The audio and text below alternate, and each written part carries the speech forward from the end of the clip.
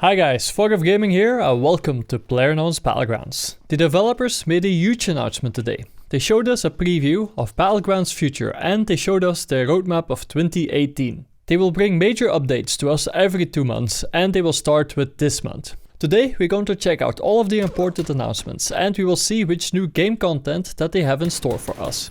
The developers made it very clear that they want us, players, to be involved in how the game will change as they move forward.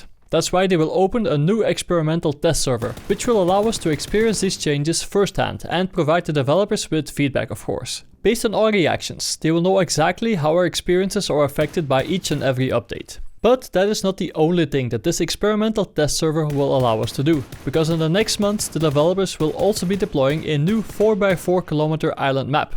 It has a tropical climate with plenty of vegetation that can be used as cover, hills that can be good places to snipe from, and a river that splits the map into 3 parts. It is only 1/4 of the size of Miramar or Erangel, which are both 8 by 8 kilometers in size. The developers made this map so small so that we can enjoy a game that has a much faster pace. Many players have also voiced out that they don't want to spend 20 minutes looking for guns and then running into one single enemy, and that's it. They don't want to wait for that, and they should fix that issue. On the smaller map, you are pretty much guaranteed to run into a lot of enemies. This also means that the matches will be much shorter. They did not specify the name of this map yet, or how many players we will spawn at the same time, but it is very likely that this information will come out very soon.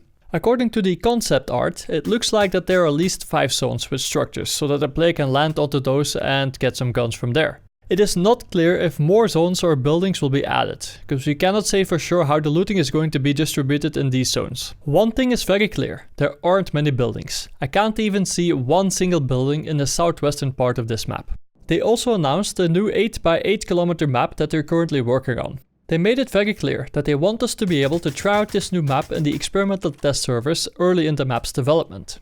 A new emote system has been announced as well, and we will be allowed to check it out soon in the test servers. I can already show you the preview, but I will make an in-depth guide later today. They showed us the preview of 2 emotes on their website and they look like this. One of them shows the character laughing, while the other one shows the character being very frustrated. Based on the GIFs that were shown, these emotes will be accessible using a radial menu. A new weapon will be added as well. The official name is still unclear, but this gun looks like the IA-2 assault rifle. This weapon was built in Brazil by Imbel, and it was designed to replace the FAL, the M16A2 and the HK-33 weapons that are currently being used by the Brazilian armed forces. The image of the new gun shows that it has Rifle 7.62 written on the side. If it is actually the IA-2, then it's likely going to be the battle rifle variant, but we're not sure yet. Aside from this new weapon, other things that will be released in the future include new vehicles, which the developers plan to add in the first half of this year, an expansion of the current set of guns, and new weapon attachments. New skins for these weapons and for the parachute will also be added in the future so that we can further customize our characters. A few changes to the ballistic system will soon be available in the test servers as well. Bullets will soon be able to penetrate your limbs so that it hits your body or anything behind your arms or legs. Your shots will also be able to penetrate through vehicles, so it will be much easier to take down enemies who are riding inside them. Guns that will normally leave an enemy with some HP after a shot might be able to kill an enemy now with one single shot that hits multiple parts of his body. This is definitely a small addition with a big impact, especially for sniper rifles or high caliber weapons. There are a few more features that we will be able to try out very soon. The experimental test servers will allow us to use the new achievement system so that we can keep track of actions that we have performed in-game. An in-game friends list is also ready for testing, so it will hopefully be much easier to set up parties and squads. Speaking about squads, you will soon be able to communicate with your buddies even before the game starts. The roadmap for 2018 has a few overhauls in store for certain in-game systems. For example, the parachuting system will be changed to make it more responsive and look more polished. The developers also intend to make the third and first person animation smoother and more reactive to the environment. As examples, they told us that they will be changing how our characters are animated when getting inside their vehicles. They also mentioned that movement animations will be improved so that our characters will look better in 3D replays. Aside from these visuals, they also intend to release improvements to the game's sound in the first half of 2018. Vehicles will soon have more sounds, and they will sound very different depending on what surface they are driving on, and they will even sound different in various types of weather. You will soon be able to hear the rain as it hits the surface on your vehicle, so hopefully they will bring back rainy weather. Gun sounds will also be changed so that they sound more distinctly different depending on your current point of view. Custom games will soon be expanded in 2018. They will also improve the system so that you can save your custom presets. This means that you don't have to readjust the settings of your custom game anymore every time you create a new one. They also intend to give us more control over these settings so that we can set each custom match exactly how we want it to be. They want to make custom games accessible to a wider audience of players so that they are custom games that people can enjoy at any time.